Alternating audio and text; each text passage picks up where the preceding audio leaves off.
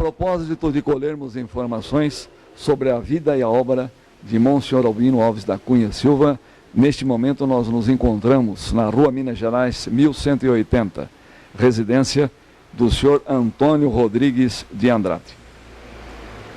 Inicialmente, senhor Antônio, antes que o senhor nos fale alguma coisa a respeito do saudoso Padre Albino, a gente gostaria de saber fatos ligados com a sua vida, com a vida de seus familiares. Diga para a gente, em que local, dia, mês e ano o senhor nasceu? 19 de fevereiro de 1918. Em que localidade? Catanduva. Mas nascimento em Adolfo. Naquela época ainda não era Catanduva, né? Ainda era Vila Adolfo. Vila Adolfo. Muito bem, o senhor Antônio. Agora, eu gostaria que o senhor nos desse o nome de sua esposa e também o nome de sua filha. Tereza Rodrigues de Andrade. Ana Rodrigues de Andrade. A primeira é a esposa? É a esposa primeiro, depois a filha. Muito bem. Elas são nascidas aqui em Catanduva? Catanduva. Muito bem, senhor Antônio. E é do nosso conhecimento que o senhor foi, durante um grande período, estabelecido com loja de calçados aqui em Catanduva. Eu gostaria que o senhor nos dissesse em que local se situava o seu estabelecimento comercial e também se o senhor executou, se o senhor realizou um outro tipo de trabalho. Bem, o problema que eu tive mesmo a casa de calçados e uma oficina, e meu trabalho é comercial, onde justamente o profissional tem os seus direitos, mas eu acredito que dentro do movimento comercial estabelecido aqui na Rua Minas Gerais 1180, me dei muito bem. Muito bem, senhor Antônio. O senhor também executou um outro tipo de trabalho, além de ser comerciante? Bem, antes eu estava em propriedade de meus pais. Trabalhava na propriedade. E justamente trabalhava com gado, tinha olaria. E o movimento também na lavoura. Muito bem, senhor Antônio, mas o senhor me disse que também foi sapateiro. Perfeito. É isso que eu queria que o senhor dissesse. Quanto tempo o senhor executou o ofício de sapateiro? 40 anos.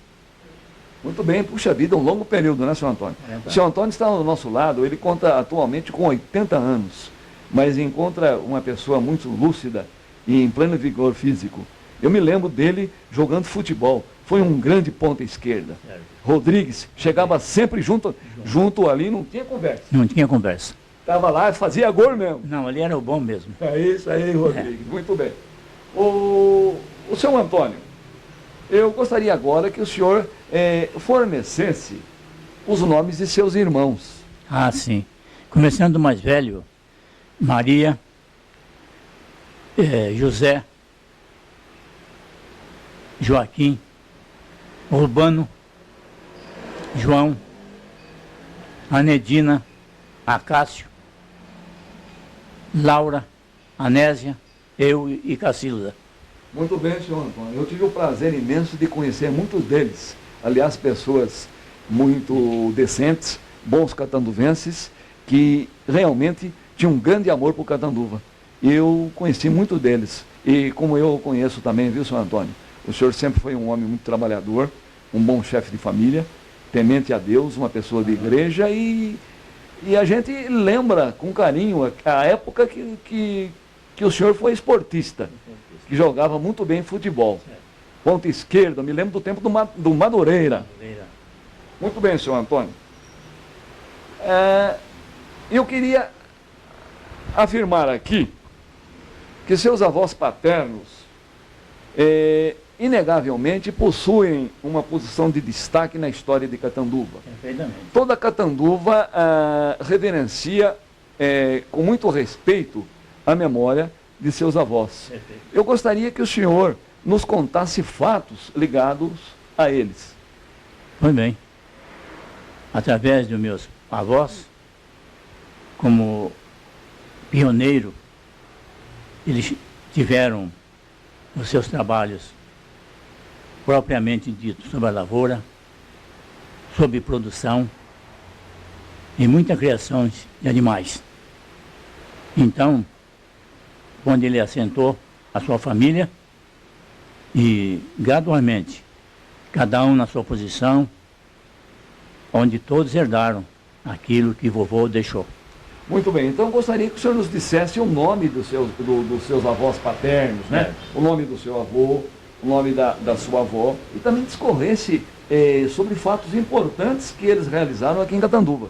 Certo, vovô, a minha avó, por exemplo, em primeiro plano, o nome dela é Francisca de Sales Jesus, e vovô Antônio Maximiano Rodrigues, que na importante gestão de meus avós, vovô foi o doador em Catanduva de 10 arqueiros de terra para o povoado de São Domingos, onde também depois ele doou mais 5 arqueiros de terra no São Francisco, o mesmo povoado do São Francisco. Muito bem. E o seu avô, além de ter doado 10 alqueires de terra para formar o patrimônio de São Domingos do Cerradinho, ele também... O que mais ele fez? Assim, ele fez doações, né? Por exemplo, ele doou 3 imagens de santos, por exemplo, São Domingos, São Sebastião e São Bento. Muito bem. E com relação à igrejinha, o que ele fez para a igrejinha? Assim, aí foi justamente através de meu avô, meu tio, que é filho do meu avô, Joaquim Rodrigues, Maximiano Rodrigues, ele se prontificou a construção da capelinha. Muito bem. E além da construção da capelinha, como o senhor está reafirmando, eles também doaram o quê? Assim, foi o primeiro sino, está lembrado? O primeiro sino também foi doado por vovô. Muito bem. Justamente para a capela, que hoje é a matriz, e também fora as doações que o vovô fazia na fazenda, através de uma boa vontade, onde o vovô, por exemplo, dizia sempre ao meu pai, olha, fazer o bem nunca é o mal. Então você faça o seguinte, todos que vê você acolhe. Então onde o Padre Albino, por exemplo, vinha na fazenda, ele levava prendas, como cabrito, levava leitoas, levava carneiro, porco gordo, café, entendeu? O que a fazenda produzia, ele só vinha fazia o pedido, mas quem entregava na propriedade era o vovô. Talvez aqui o senhor esteja fazendo aqui uma pequena, está sendo um pouquinho equivocado, porque o seu avô, segundo consta, o senhor me afirmou, ele morreu em 1914. E o Padre Albino veio em 1918. A senhora, sua avó, a dona... permita-me chamá-la de Chiquinha, né? A dona Francisca Sales de Jesus, ela morreu em 1921. Então foi ela que fazia essas doações, né? É verdade. É bem verdade. Foi ela que fazia essas doações. Porque o senhor já me contou também, e eu tive a oportunidade de pesquisar, o seu avô, né? Ele teve uma morte assim, uma morte de um acidente. O senhor poderia contar pra gente que no cavalo branco, Sabiá, né? Sabiá. Perfeito. Foi uma... Tinha chovido bastante, uns dias antes, e justamente o rio, aquele tempo, o Rio São Domingos, ele alagava quando chovia.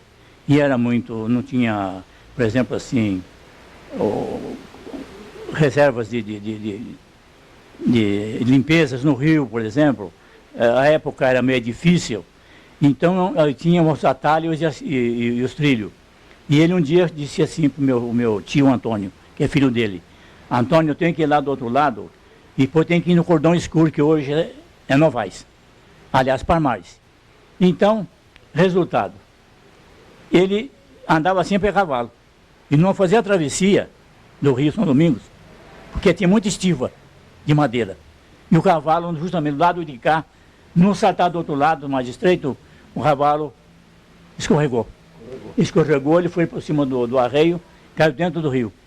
E meu tio estava presente, o Antônio, e salvou ele. Muito bem. Eu sabia desse fato, eu fiz pesquisa, levantei isso aí.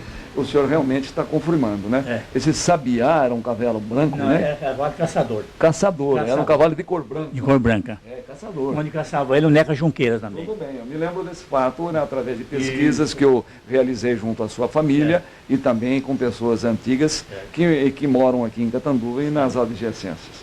Então, exatamente, a senhora, sua avó, ela faleceu no ano de 1921, ela ajudou o Padre Albino e o seu avô, de uma certa forma, também, porque foi ele que construiu a igrejinha, no seu dizer, né? Foi ele que doou as primeiras imagens, materiais, todos. foi ele que deu o primeiro sino. Então ele propiciou a oportunidade para o Padre Albino para que em 1918, ele chegou em 18, a partir de 1919, ele começasse a construir essa linda igreja que hoje Catanduva possui, né? A Igreja Matriz de São Domingos. Hoje é maravilhoso.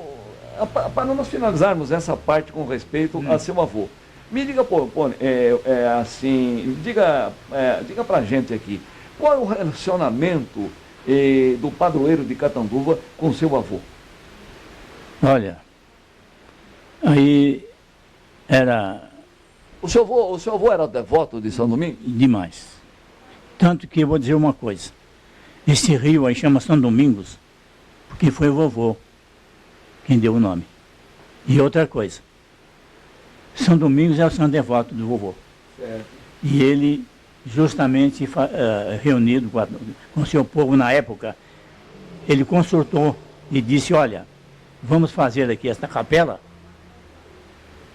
onde depois, no futuro, será transformado em outras igrejas. Mas acontece que nós aqui, famílias, que era meu tio José, Joaquim, o meu pai, entende? Então trabalhava em conjunto.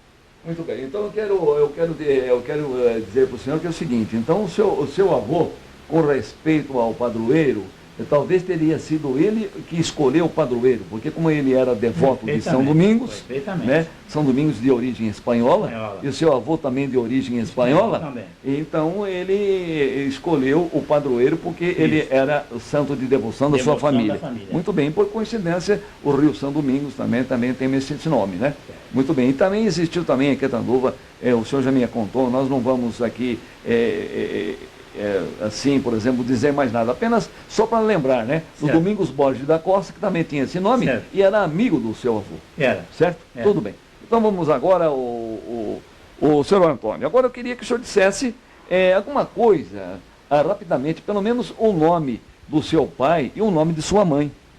João Rodrigues de Andrade, Ana Margarida de Jesus Andrade. Muito bem, senhor Antônio. Então agora eu vou fazer a seguinte pergunta para o senhor, assim com respeito propriamente à figura do Padre Albino. Como era o relacionamento dos seus pais com o Padre Albino? Maravilhoso. Mas então explique para a gente, o Padre Albino visitava eles? Perfeitamente. O senhor Albino, ele diariamente frequentava a nossa propriedade. Ele ia lá em busca de amizades, justamente em prendas, e ele adquiriu com a família muito achego, e quando ele trabalhava, sempre procurava angariar mais pessoas para fazer justamente o trabalho, ajudando em sua peregrinação que ele fazia em toda a região. Ele fazia, por exemplo, todo o setor aqui de Catanduva, quase meditando mesmo, na verdade, a pé. Muito bem. Viu? A pé. O senhor Antônio, ele ia, por exemplo, com frequência à sua casa, a casa dos seus pais. Eu queria que o senhor nos dissesse como era o relacionamento dele com o seu pai, com a senhora, sua mãe. Ele entrava em sua casa, ele conversava com eles, ele se dirigia a vocês. E fala pra gente, senhor Antônio, não economize palavras. Não há dúvida. Ele chegava e procurava justamente lá a família, e o prazer dele em ter na nossa fazenda era... Ele gostava muito de queijo, ele comia requeijão, doce de leite, ele gostava muito de cocada, tijolo baiano. Então, às vezes, ele chegava em casa e falava para minha mãe, Dona Ana, eu estou aborrecendo. Minha mãe falou, não, aqui não tem aborrecimento. Aborrecimento meu, de prazer, é servir quem vem em minha casa. Ainda mais o senhor, que é o nosso pároco da Matriz São Domingos. Muito bem, senhor Antônio. O senhor me contou uma vez que nós conversamos que o seu pai foi proprietário de 2 ou 3 olarias, se eu não me engano. E ele teve a oportunidade de ajudar o padre Albino fornecendo tijolos? Perfeitamente. Ele frequentava as olarias também, chegava lá e pedia os tijolos. Eu quero tantos milheiros de tijolos. E o seu pai levava na propriedade, levava no local da obra ou o padre? Era entregue na obra. Quer dizer que ali era dava, não tinha despesa nenhuma. Não, porque ali era o seguinte, o padre me pedia e não mandava. Ele falava, olha, o negócio é lá, tinha que ser lá. Muito bem, senhor Antônio. E agora com referência ao senhor propriamente.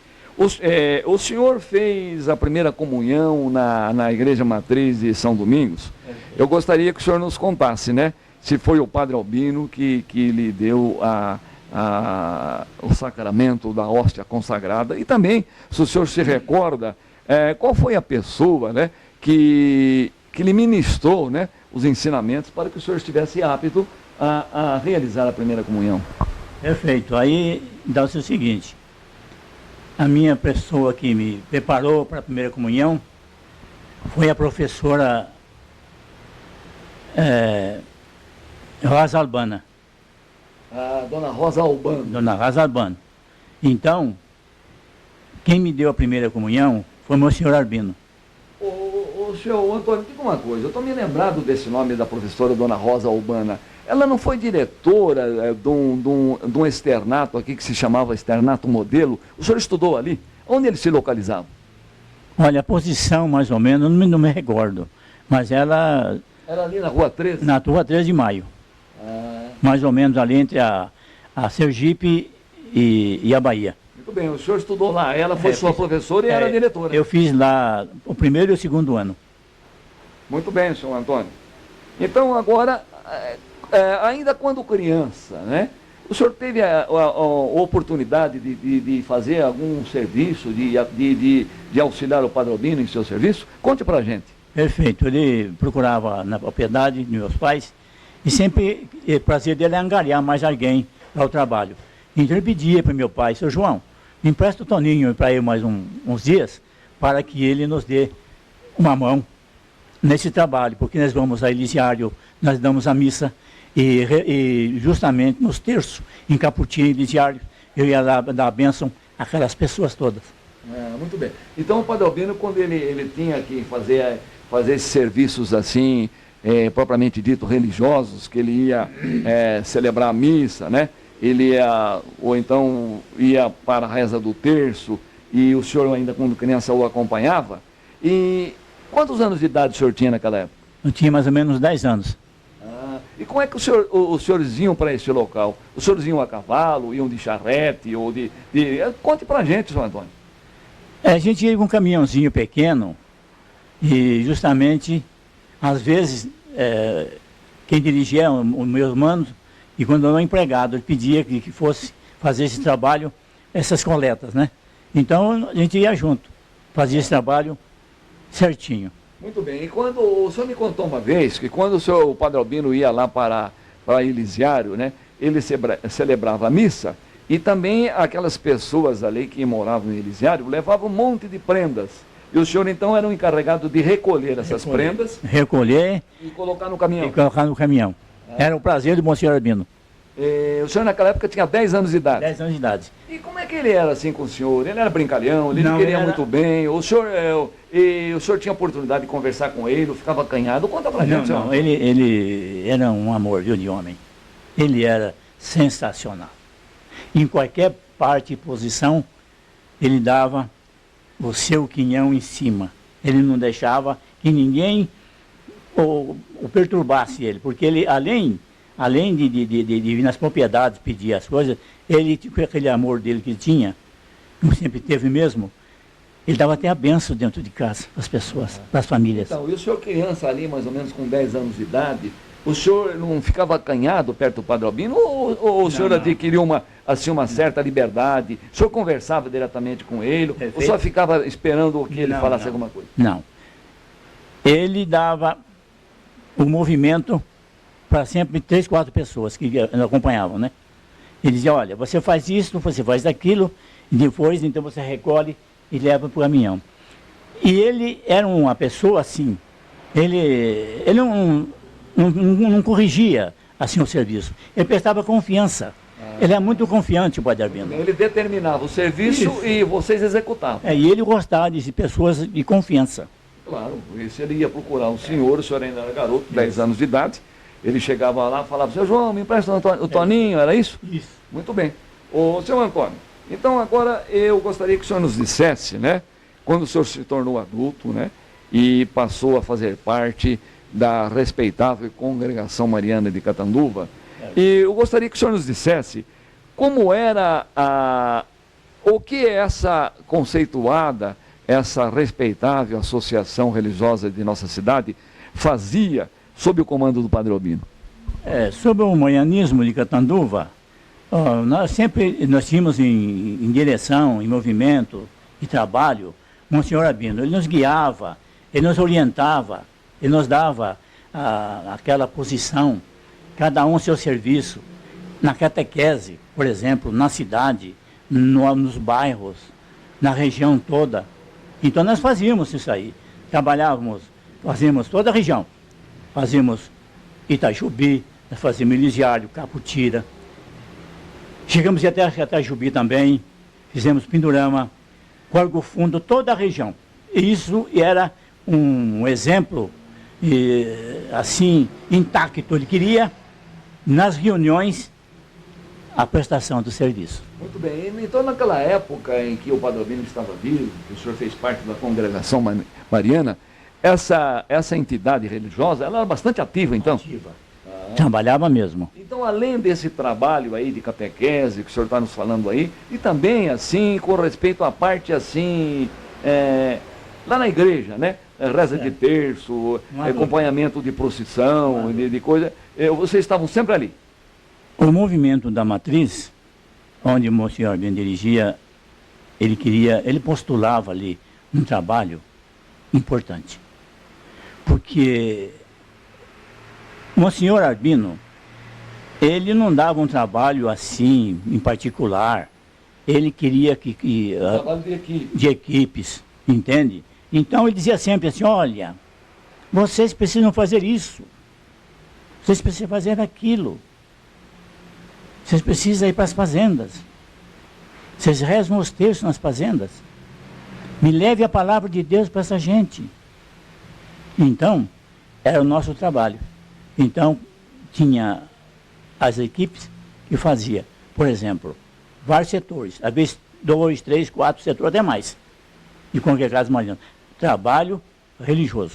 Muito bem. Então, além desse trabalho religioso propriamente dito, né? E o Padre Albino, então, eu quero dizer o seguinte, além da preocupação também dele buscar donativo para suas obras de benemerência, ele também era muito zeloso na parte religiosa, como o senhor está afirmando. Certo. Quer dizer, ele não era um padre que apenas ia atrás de prendas, não.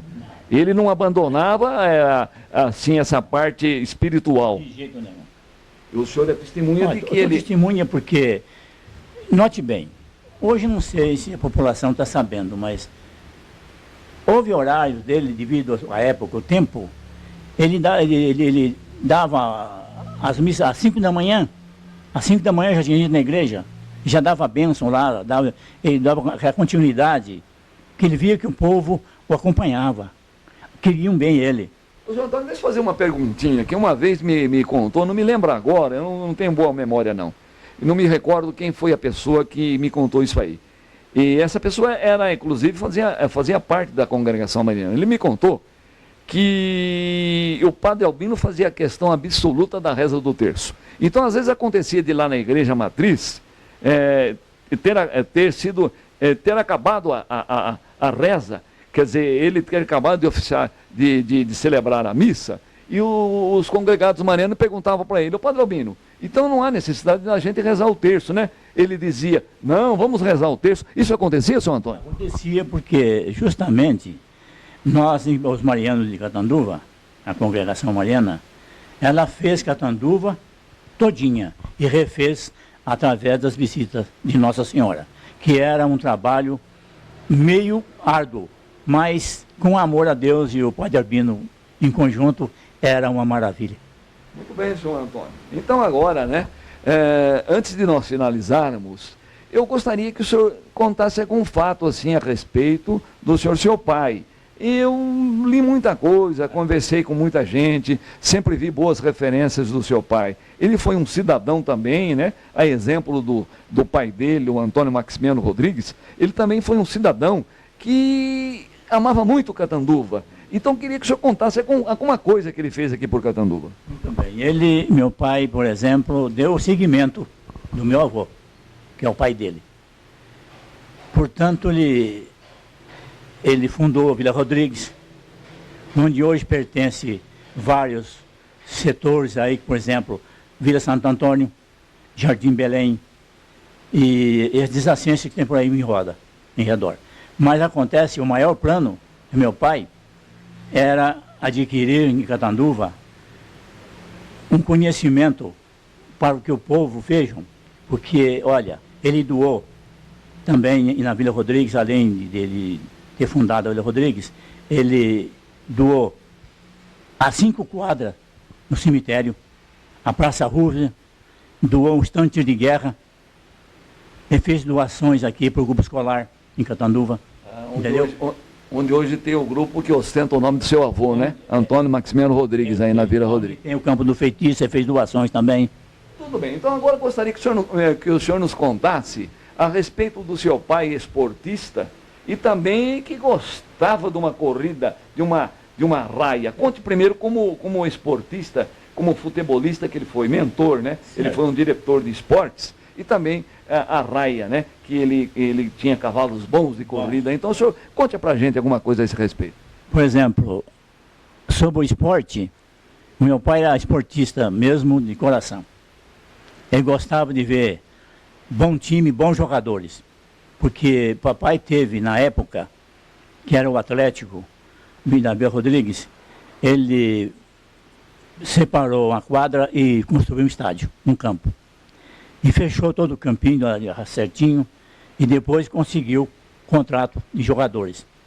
Papai chegava a conservar o Atlético com esses jogadores. Por exemplo, jogadores vinham de fora, faziam o teste, tinha o técnico, servia, ficava, porque não servia, ia embora. Mas o vovô custeava as despesas deles nos hotéis. O senhor lembra de algum jogador bom que o seu avô pagava para eles ficarem em Catanduva? Lembro, sim. Talvez não é de conhecimento do público, mas tinha o Galinhaço, que era um grande centroavante. Hoje, se ele estivesse vivo, seriam os melhores da seleção. E tinha o Ramona, um centro médio, que acabou de falecer agora há pouco tempo lá em Andradina, que era uma maravilha. Tinha o Ditão, tinha o Jarbas, tinha vários jogadores de primeira categoria. Muito bem. E o senhor Antônio, e a respeito da raia? Conta pra gente alguma coisa. A raia foi adquirida por meu pai. Ele disse, olha, um bairro, uma cidade não pode ficar sem esporte. Mas como ele gostava do futebol, então, um dia, numa esperança de construir essa raia, as pessoas disseram, olha, mas seu João, para formar essa raia, criar essa raia, precisa de bons animais, coisa e tal. Então meu pai disse, olha, eu vou prontificar isso aí. Pode me deixar aí que eu chamo o carpinteiro, mandou fazer chamou o carpinteiro e mandou fazer justamente o tronco para dar o seguimento. E então fizeram a raia. Funcionou muitos anos. Então, eu sei o que é raia, mas como tem pessoas que porventura estejam nos ouvindo e não sabem o que é uma raia, então eu queria que o senhor explicasse, né? Sim. É como se fosse o jockey, uma pista de corrida A raia é o seguinte, são 2 pistas, onde correm duplo, 2 animais.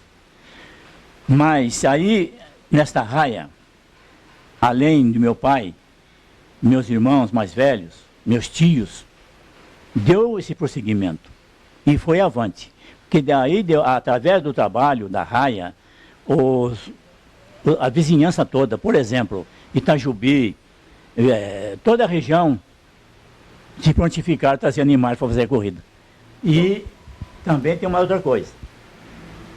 A frequência aí era meu pai, meus dois tios, José Patriani, Zé Patriani, gostava de apostar? Marcílio Patriani, João Patriani. Eles eram apenas ajeitadores de corridas. E outra coisa, apostadores também. Também. O teu pai também gostava de uma apostinha. Demais. Eu sei, senhor Antônio, tudo bem, nós já entendemos, o seu pai fez uma raia, eu sei o que é raia, seria aí um local, uma pista ou duas pistas de corrida, né? Que os cavalos corriam. Perfeito. Então, inclusive, é muito mais bonito, porque corria lado a lado. Lado a lado. E aí que a gente quer ver Isso. o que chega. Eu não gosto Perfeito. daquela corrida de automóvel, porque um corre atrás do outro. Não. O bonito é correr do lado para ver quem chega na frente. Na frente. Então eu sei o que é. Agora eu também sei aonde se localizava essa raia, porque eu fiz algumas pesquisas. Eu corri também, Mas não. eu gostaria que o senhor nos localizasse essa raia que foi do seu pai. Sim. Ela fica nas mediações da Via Santo Antônio, que a primeira era na Minas Gerais. Em 1931, 32, era aqui na rua Minas Gerais. O viradouro era bem aqui na Minas, saía lá na fazenda. Depois fez as doações, depois foi loteamento, de Vila Rodrigues, ele mudou lá no Alto Santo Antônio. Muito bem, então eu já sei que seu pai era um esportista e quando não havia futebol, tinha raia. Tinha raia. Tempinho bom, hein, senhor? Bom, maravilha. Maravilhoso. Gostoso. Em Catanduva e toda essa vizinhança, né? Que naquela época existiam muitas propriedades rurais, né? Muitos sitiocas por aqui. Então todo mundo trazia cavalo bom. E você lembra de algum cavalo famoso que vinha correr por aí? Teu pai tinha algum cavalo bom? Meu pai tinha o piano, um cavalo pedrez muito bom. E tinha uma égua também por nome de Pombinha, que era uma rainha na corrida, viu?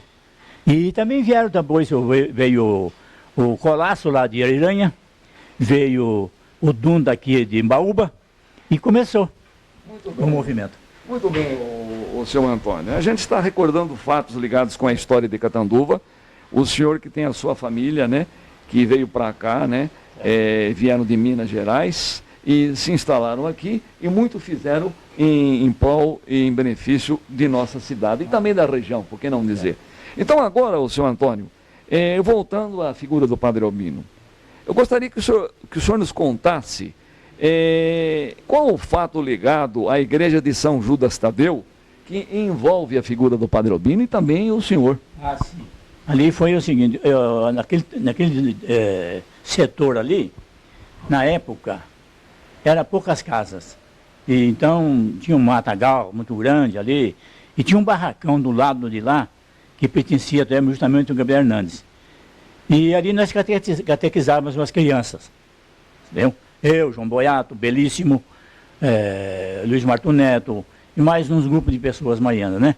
Mas, para conseguir trazer a São Judas Tadeu, hoje não está no local, nós trabalhamos, fizemos uma diretoria pequena, como Benedito Sanches, presidente e o secretário, João Boiato e o Luiz Garbim, e mais uns outros, como a diretora acompanhantes, né? Acompanhantes.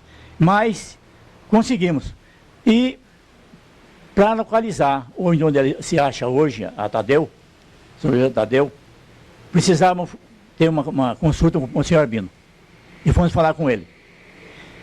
E nessa época, nessa ocasião, veio o padre Atílio da Itália. Também frequentava Catanduva. Ele tinha aí umas igrejas aí que ele estava trabalhando, incentivando uns sacerdócios novos que estavam aí. E ele se prontificou a nos ajudar. E nós conseguimos trazer hoje onde é a São Tadeu. Localizamos lá, fomos falar com o senhor Albino, ele nos prontificou, ele fez um requerimento muito bem feito e deu para mim e para o Bilintani, para em Rio Preto. Muito bem. O bispo. Autorização. O bispo, não, no momento, no ato. Conforme o senhor Albino, foi no ato. Ele assinou, foi acontecido. Muito bem, senhor Antônio. Então agora, para nós finalizarmos este seu depoimento sobre a vida, sobre a figura do Monsenhor Albino e também fatos que o senhor nos contou relacionados com a sua família. E eu vou fazer para o senhor a última pergunta. Senhor Antônio, o trabalho executado pelo Padre Albino durante 55 longos anos em Catanduva, no seu entendimento, frutificou? Ele foi importante? gostaria que o senhor desse o seu testemunho. Olha, a gente não pode deixar para trás a verdade. Monsenhor Albino, na sua gestão, ele foi um sacerdote ímpar. Digo com sinceridade. Era um sacerdote que queria todos os seus trabalhos, todos os seus requisitos que pertencia à matriz nas mãos dele. Ele pegava os papéis, agendas e levava na casa paroquial e ali ele conferia. Então o trabalho dele foi um trabalho muito justificativo, entende? Onde as pessoas às vezes perguntavam, precisa fazer isso lá, fazer isso aqui, dá um catecismo aqui, dá um catecismo lá. Não tinha disso. Então já ele dava a posição certa. Então ele planejava tudo e os senhores executavam. Perfeitamente, nos asilos, nos hospitais. Você me entende? Olha, vocês têm que ir lá. Vocês precisam fazer isso. Entende? Olha, não pode deixar isso para trás, não. Viu? Tudo bem. Isso com respeito aos senhores que eram congregados marianos. E de um modo geral, assim, eu digo, para a população, o trabalho dele, assim, como sacerdote, como pessoa, né, que estava sempre pedindo as coisas para o pobre. O senhor admirava esse tipo de trabalho dele? Eu admirava.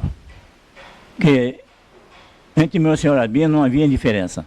Porque o senhor com 10 anos de idade já acompanhou, o senhor teve oportunidade. Então ele trabalhava de sol, embaixo de sol, de chuva, não tinha tempo ruim, não tinha tempo bom. Não, olha, ele saía de manhã, das 4 em diante da manhã e já estava em serviço.